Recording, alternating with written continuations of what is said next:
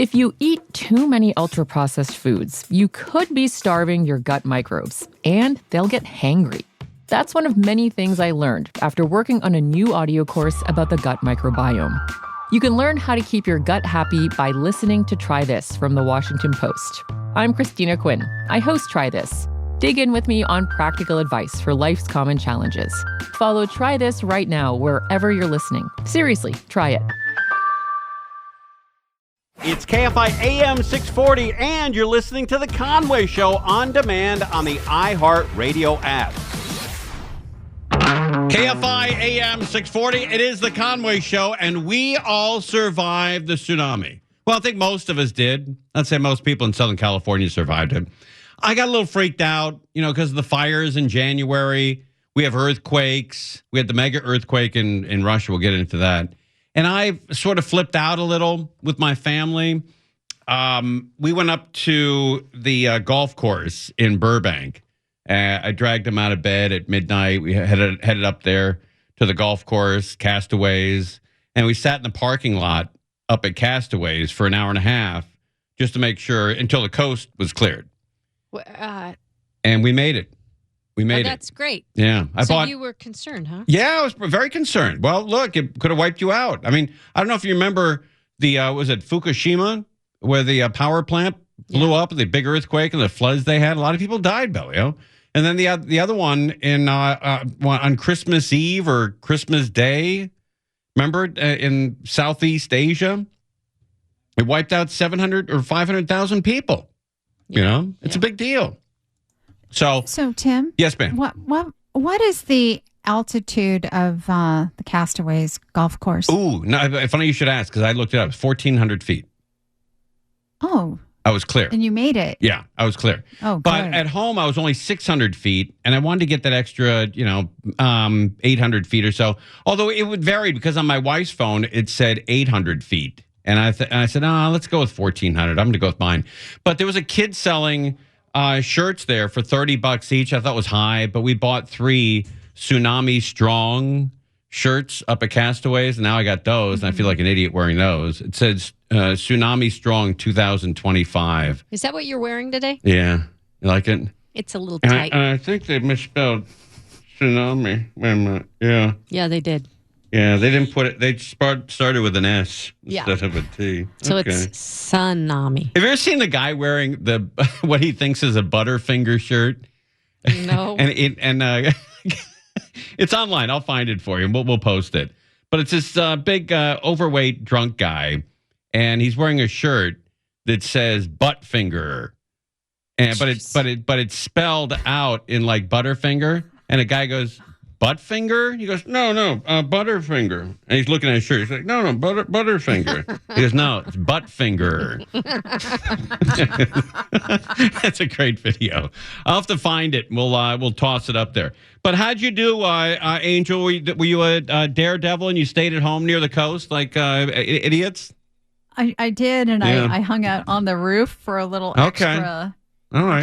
You got out there. Bellio, what'd you do in Irvine? You're pretty much inland, but did you take precautions? Yeah, I stayed in my room. You did? Yeah. But on the second story?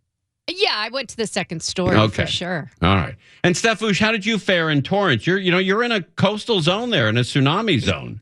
Close. I'm in Hawthorne. Or in Hawthorne. That's trying to keep forgetting where you are. I know. All right. But you have some kind of connection to Torrance. Yeah. No, I do. I don't bust my balls.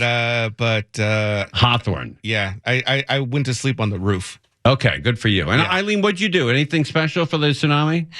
You worry about it? No. Well, I'm in a tsunami zone. I live in Playa Vista. Oh, you could have been dead. Well, I know. There was a helicopter. It kind of freaked me out because I'm across the street from me. There was a helicopter going over the Bayona wetlands telling people to evacuate. Oh, my God. But I'm on the 3rd floor. I wasn't really worried about it. All right. Well, you guys are all cowboys. I'm not. As you get older, you don't take as many chances in life. And so I didn't want to take any chances. And I got out there and I'm like, okay, I got to survive this. There's a mega quake in Russia. 8.8 is a mega quake. That's the biggest earthquake we've had in the United States. In the world, on Earth, in 20 years or so. Or 15 years. It's a big deal. 8.8 earthquake is nothing to bat an eye on and ignore across the sea when the waves are coming. And you guys did. It's disgusting. This was the moment one of the largest earthquakes ever recorded triggered tsunami waves and panic around the Pacific Rim, from Russia to Japan to the U.S. You know what's amazing? This thing happened off the coast of Russia, and Russia isn't really known for their modern buildings and their, all of their safety codes and building codes. And yet I read today that nobody died and nobody got hurt. And yet we're on Maui, running for the hills through Oprah's, private property to get away from the ocean. God, do we run scared in this country? That 8.8 magnitude quake striking just before 11:30 a.m., 85 miles off the Kamchatka Peninsula on Russia's far east coast. Wow. Buildings shaking violently. Doctors at this cancer hospital forced to brace their patient in the middle of surgery. The front of this kindergarten completely sheared off. How about that luck? You're in a Russian hospital being treated for cancer, operated on, which means it's very serious. You're being operated on for cancer in the middle of the biggest earthquake we've had in 30 years. And 8.8 hits when you're under the knife. You've got to stay away from casinos and the track. You have spent your luck. You're only born with a certain amount of luck in life. And that guy with the cancer surgery just wasted all of his. It's all gone. The tremor setting off tsunami alerts from Russia to Japan, Alaska, Hawaii, and the West Coast. Terrified Japanese residents taking refuge on the roof of a fire station in Hokkaido. Our Britt Clennett in Tokyo Bay. People in Japan have been advised to stay away from the water, and coastal defenses have been bolstered. Yeah, you don't have to tell the Japanese twice, man. They learn pretty quick. After they had their big tsunami, after their big earthquake, they fortified everything, they rebuilt everything, and they run for the hills. They don't wait around. They learn. Like here around the Tokyo Bay since the last major tsunami in 2011. Sirens blaring on the beaches in Honolulu. All lifeguards will be leaving at 5 p.m. Lifeguards urging people to evacuate. The rush to higher ground resulting in a massive gridlock. What a nice, beautiful, relaxing Hawaiian vacation. You finally put enough dough together to take your family to Hawaii, and this is what you get. All lifeguards will be leaving at 5 p.m. Wait, what? I'm just getting a pina colada or a margarita. All lifeguards what? will be leaving at 5 p.m. Trip's costing me an arm and a leg. At 5 p.m. Lifeguards urging people to evacuate. The rush to higher ground resulting in a massive gridlock. The reason you go to Hawaii is to relax. When you go to Hawaii, you go there to unwind, to get away from New York, Los Angeles, San Francisco, to get away from these criminals, these idiots that are breaking into houses and businesses every day, to get away from the nutty homeless guys, who are living down the block, to get away from everything, the heat, the smog, the noise, and you finally put enough money to get together and take the family to Hawaii, and that's your vacation? The rush to higher ground resulting in a massive gridlock. Wow, a massive gridlock. You left there because of gridlock. You left the mainland because you hated gridlock. In a massive gridlock. So there's the beach as it stands right now. Parking lot is completely empty. We'll see how this goes. Some flights to Hawaii forced to turn around and go back. Oh, my God. This is a real overreaction. It's best for us to turn around and go back to Vancouver. Yeah, and I'm sorry, Captain. Why are we turning around again? Well, we're expecting 2 to 3 inches of water above normal on Hilo, and we're also expecting about 1.5 inches of water in Honolulu above average. So it's tighten your seatbelts. We'll be turning around and landing at LAX. Sorry, you got screwed.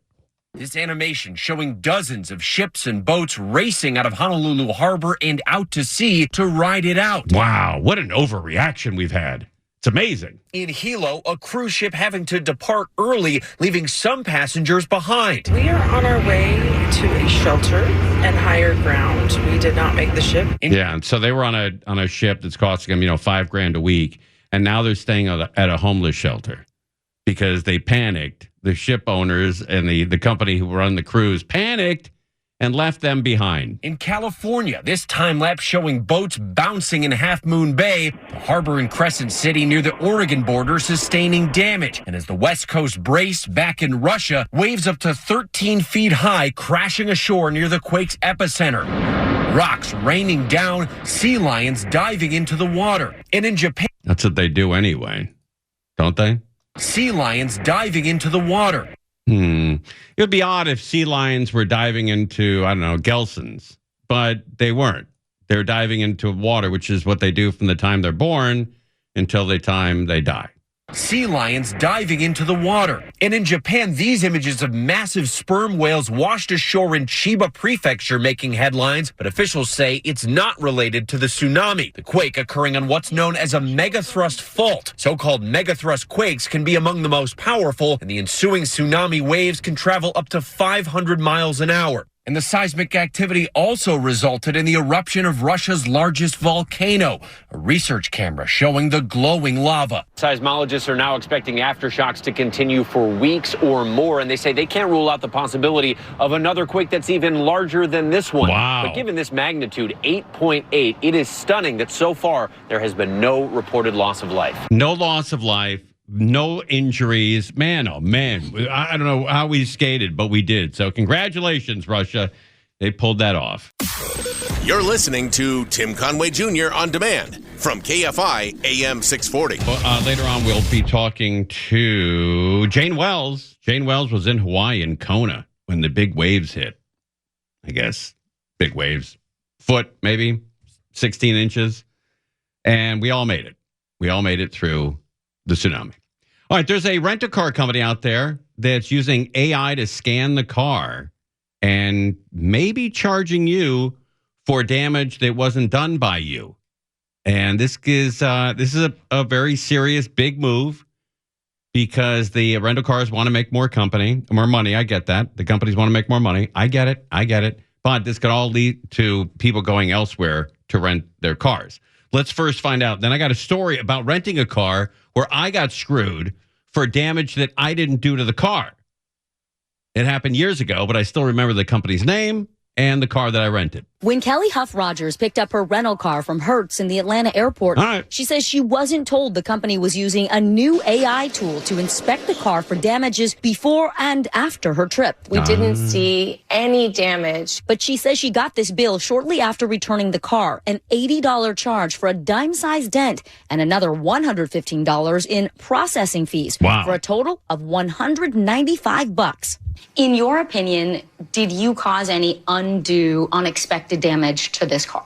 No. Outside of highway driving and local street driving, we didn't do any other types of driving. So no, I would think that whatever happened would have been considered normal wear and tear. That's right. Complaints like hers are popping up on social media after Hertz began testing automatic inspection scanners at 6 U.S. airports. Okay, Hertz is doing this. Hertz is out there to really inspect these cars. After Hertz began testing automatic inspection scanners at 6 U.S. airports, including Atlanta, Houston, and Newark. Here's how it works. Renters drive through an archway of 360-degree cameras that instantly capture thousands of high-resolution images of every angle of the car, even the undercarriage. Wow. All right.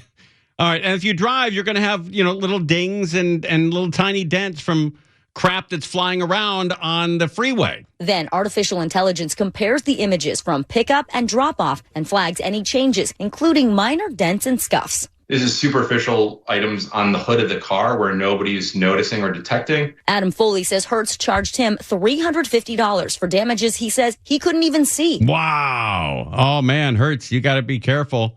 I rented a car back in the late 70s, early 80s. From a company called Ugly Duckling Rental Cars. There are sort of banged up cars you could rent for $15-20 a day. And I was moving, so I needed to rent a car to move all my stuff. And I rented a station wagon. I remember this.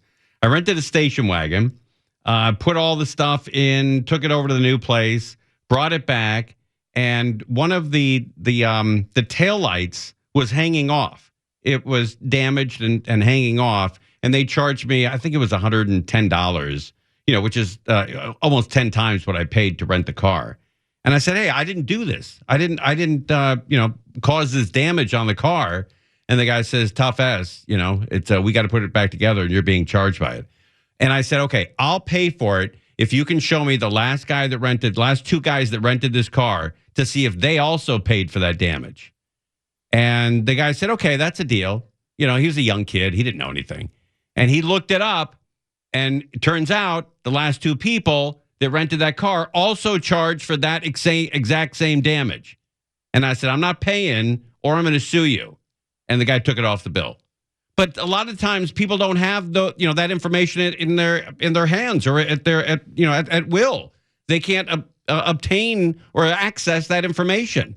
But I was fortunate that I did. And so I never rented from Ugly Duckling. I may have told that story hundreds of times to people. And they eventually went out of business. They opened up in 1977 and they folded in 1989. They were open for 12 years. And they went out of business because they were screwing people over and charging people more. And it was a scam.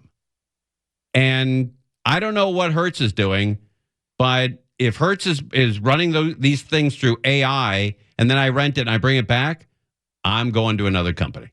Sorry. I'm just not going to put up with that. I don't abuse the cars when I rent them. I take good care of them. But I'm not going to go through that. I'm not going to be charged an extra $300 over for damage that I can't even see. And I don't know why Hertz is doing this. They seem to be making a lot of money as it is. I just rented from Hertz up in Portland over the summer and had a great experience. But if they start putting those X-ray machines on and the AI, I'm out. I'm going somewhere else. When he tried to dispute the charges on the app's chat feature, he says he could never get to a human service agent. Foley says he won't pay until he's able to talk to someone at Hertz. Why? I don't understand why Hertz are doing this. Hertz is the gold medal of rental cars. Everybody, when you rent a car from Hertz, you feel great. You feel like you're at the top shelf of rental cars. The people there care about you. They got great cars. They got great service. And that's why you pay a little more for Hertz. When I rent a car company, whether it's Dollar or, I don't know, Thrifty or Enterprise, if I get a Hertz rent-a-car, I am more comfortable knowing that the Hertz stands behind their cars. If it breaks down, they send you out a new one.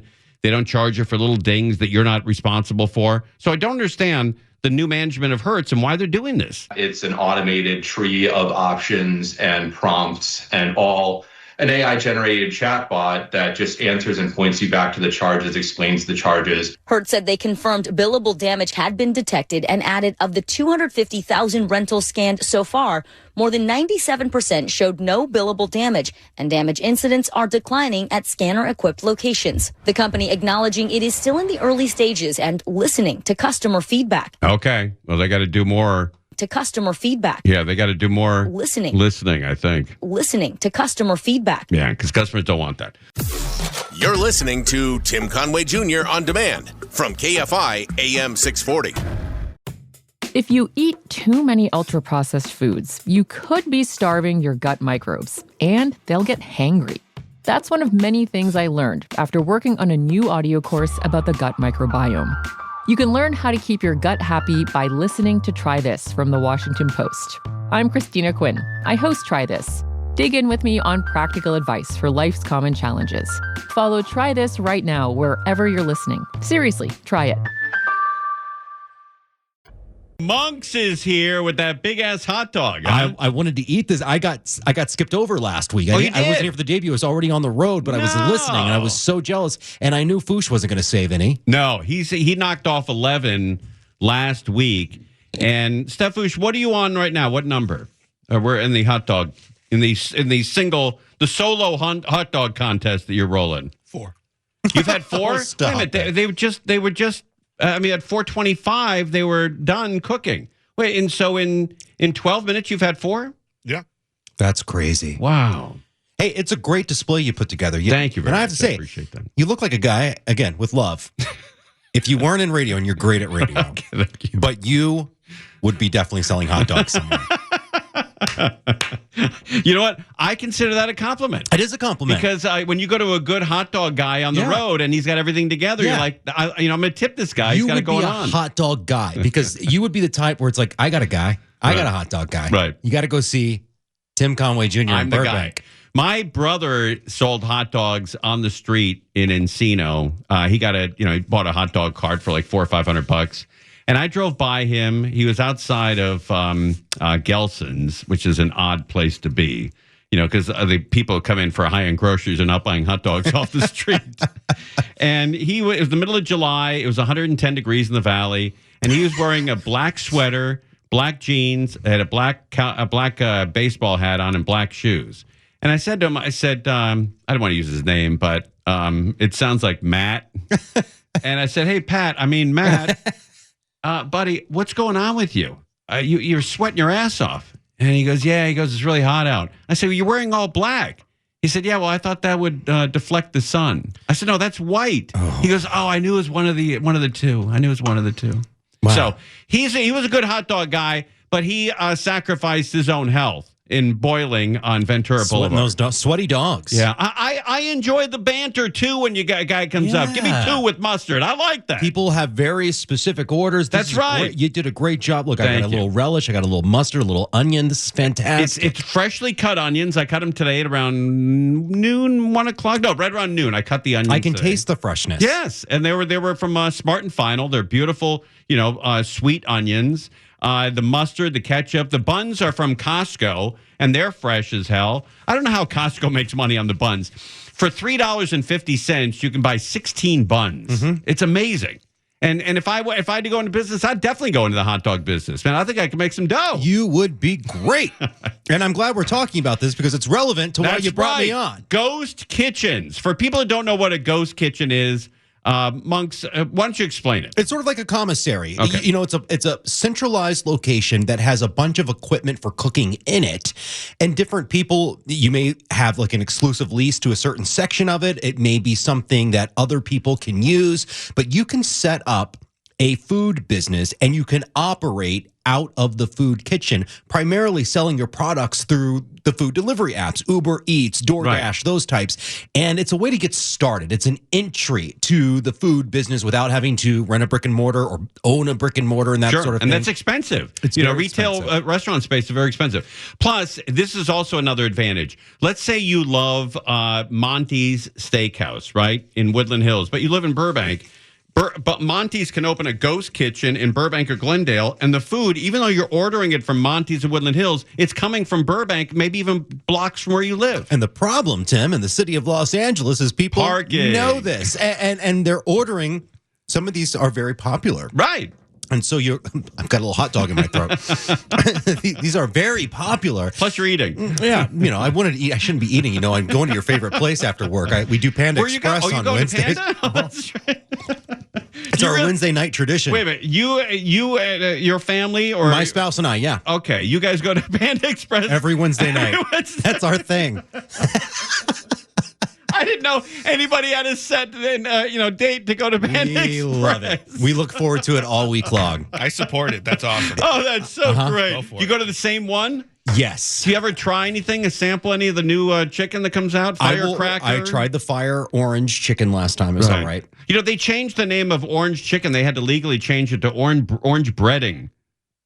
Sorry. Stop. It's just really no chicken. Very little chicken in there. I love Panda Express. I'll tell you what doesn't love Panda Express. Orange breading. This and this. My stomach and my ass. Everything else loves it. They list the calories on there, and it almost makes you want to turn around and leave. But it smells so good and it's cheap. It smells good. We love it. You get the two item combo? I usually go full plate. Yeah. Yes, and I'll get a little chow mein or the orange chicken's the favorite. I like the honey sesame. But I'm a snob when it comes to orange chicken. I wait till the new batch comes out. Oh yeah, to get it really hot, nice. I'm going to try the Beijing chicken tonight. The green string bean chicken is good. Is it? The firecracker chicken's good. I don't go for any seafood at Panda. I'm not there yet. I'm not a gambler. No, me neither. Yeah, and it looks good. It looks great. I just won't swim in those waters. Are you rice or chow mein? I will switch it up. Wow. I think this week is chow mein week. You can go half and half. Yeah, you can. They let you do that. I'm an all-in kind of guy. Oh, this is what I've also... I know we got to take a break. Steffos, please. You're on your 8th dog. This is something I've noticed about Panda Express. When you ask for soy sauce, it's almost like you're asking the guy or the woman for their daughter's phone number. They're like, oh, didn't I already give you one? I know you gave me one, and I'm going to use more than the 7 drops that you gave me in one. Can I please get another? And they're like, well, wait a minute. Weren't you here last week and you got 2? You know, they're very stingy with that extra packet. You would be so generous at your hot dog stand. Oh, I would absolutely. I'm generous here. Yeah. You know, I just the condiments would flow. All right, can you stick around with we got to get this story finished. Yeah, we gotta, and I love that you have an open date on Wednesdays at Panda Express. That is so great, man. I think you and I have much more in common than you think. Yeah, I'm okay with that. Yeah, 2 guys that are just about to blow each other's heads off. You're listening to Tim Conway Jr. on demand from KFI AM 640. If you eat too many ultra-processed foods, you could be starving your gut microbes, and they'll get hangry. That's one of many things I learned after working on a new audio course about the gut microbiome. You can learn how to keep your gut happy by listening to Try This from the Washington Post. I'm Christina Quinn. I host Try This. Dig in with me on practical advice for life's common challenges. Follow Try This right now wherever you're listening. Seriously, try it. Michael Monks is with us. We were just talking about fast food during the break. It is my favorite topic to talk about. It's a good topic for guys to talk about. You know, you spend a lot of time maybe not cooking for yourself, and you get to know these places, you know your favorites, and it's also a way to get some alone time. Yeah. Now, you have a standing date every Wednesday at Panda Express. How did that start? By accident, obviously. Absolutely. There was a late work night. Hey, let's grab Panda. And now every Wednesday, that's what we do. At what time? Does it matter? 7:30. Okay. Yeah, we hit the one on Wilshire and Koreatown by the Home Depot there. And I do love the fact that they stay open later than most restaurants. And the food is always hot. Yeah, you know, they're always bringing in fresh stuff. They're fast. Yeah. I like a restaurant that's fast. Yes. And if you go at closing time, they'll stick an extra something in there for you for free. Yeah, I wouldn't do that. I wouldn't risk it. I'll go into if it's late, I'll go to the Ralph's. How long you been in Los Angeles? 2 years? 2.5. 2.5. You've not been to King Taco? No. Something's going on. I live downtown. You know, you can't swing a cat without hitting a taco salesman. Yeah, there's a King Taco downtown that's on Broadway Street. Broadway and First, yeah. Oh, I missed But the King Tacos are different compared, depending on who runs them. I know there's one off the 710 that's run by, I think, a Guatemalan crew. And that's and that's really good. The one near Dodger Stadium is mostly Mexican. That's also great. But the one in Glendale, I feel like it's a fairly new one, so the grill isn't seasoned. And I think I needed to be seasoned for 3 or 4 years before I slide into the one at Dodger Stadium. Is sensational. It's about 2 miles from Dodger Stadium, and it's unbelievable. There's always a line, and it's always the fastest, greatest food. And the people that work at King Taco are always smiling, and always they make you feel like you're at home. It makes all the difference in the world when the workers are into the game. That's right. When they're paying attention, they're doing the job. Right, and I don't care if it's authentic or not. You know, if it's made up and, behind the scenes, they're like, F that guy. Sell it. I don't care.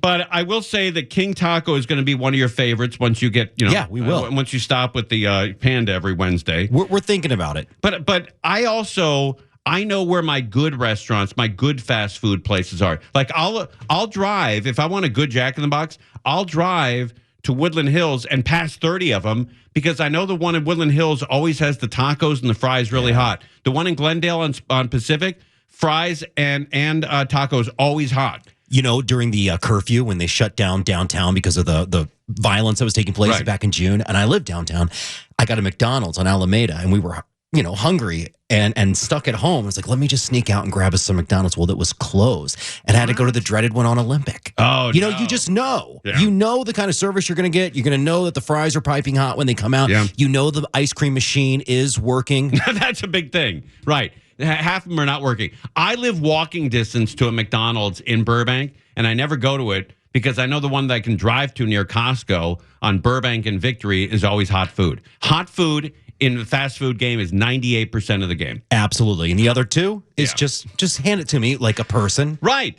And I love fast food. Stefush and I talk about it all the time. He's a big fan as well. He comes in so excited when Taco Bell is offering something new. Yeah. It's like, it's like he won the lottery. We got the fancy Taco Bell cantina downtown. Oh, that's a good one. Yeah, that's a good one. It's fun. Yeah, I like that. It's fun. And they go there so bad. Come on down. And the cheese sauce they give you for the fries is beautiful. It's Piping always hot. piping hot. Yep. You can kill yourself with it. That's the way I like it. But cold fast food place, cold fast food, I throw it out. I don't take it back. I'm not one of those guys. I throw it out and go to another one. Yeah. I risk the money. I recently discovered Ike's, the sandwich place. Have you had I've them heard of yet? it. I have not had it though. Loved it. Ike's? Yeah, we got one of those in the hood too, and it is. All right, we should buy some advertising. Yeah, you brought me in for a reason. Okay, all right. The fact is this. Ghost kitchen. The ghost kitchens, these are the commissaries where people can set up shop, sell food on the delivery apps. The problem is the delivery drivers. A lot of them are hundreds of them. They're camping out outside these ghost kitchens waiting for orders. They don't even necessarily have orders yet. Right. And that's become a problem for residents and traffic. So what the city council did today was they have asked for an ordinance to be drafted for consideration. They want to create exclusion zones that will keep delivery drivers from idling and parking in certain areas, particularly when they don't have an order to execute yet. Oh, okay. They're trying to find a way to support the businesses that are growing in these places, support the drivers who are out trying to make a living and hustling, doing their best, but also the residents who live in these communities that say traffic is being backed up, it's dangerous to walk, and that sort of thing. So stay tuned on that. Additionally, these ghost kitchens are zoned as catering shops. And so that, when you think about a catering business, you don't have a lot of traffic coming through there. No. You may have one guy coming up to pick up his order, or you're leaving to take the order somewhere. Right. Not hundreds of people. So they're also, this councilman, Hugo Soto Martinez, is looking at, how do we rezone these businesses more appropriately? Saturday. I'm sorry. Go ahead. Let's play it. In my district and across the city, we're seeing ghost kitchens pop up in areas that were not built to handle dozens of and hundreds of vehicles coming in and out, idling in neighborhoods, causing nuisances to neighborhoods, backing up traffic, and creating unsafe conditions for people walking or driving around the area. That's true.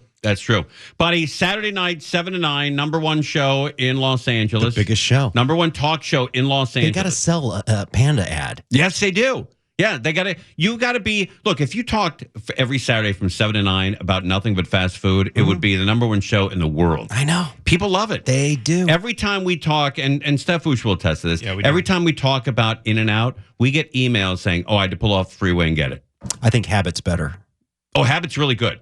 Habit's really good, too. Yeah, Habit is sensational. Although I went to Habit a couple months ago to get it. I went inside, ordered, and my burger was ready in like 20 seconds. I'm like, that's too quick. That's suspicious. That's too quick. That's and I said, suspicious. what's going on? And he says, well, we pre-cook a lot of them, and then we put them on to warm them up and finish them. I'm like, no. That's not the game. That's not a $12 burger. That's not what you're paying for here. No, that's the kind of service I would expect at Timmy's Dogs. Yeah, fresh meat, everybody. Fresh meat. Buddy, thanks for coming in. My Saturday, pleasure. 7 to 9. You got it. All right, it's Monks. You got Monks on KFI AM 640.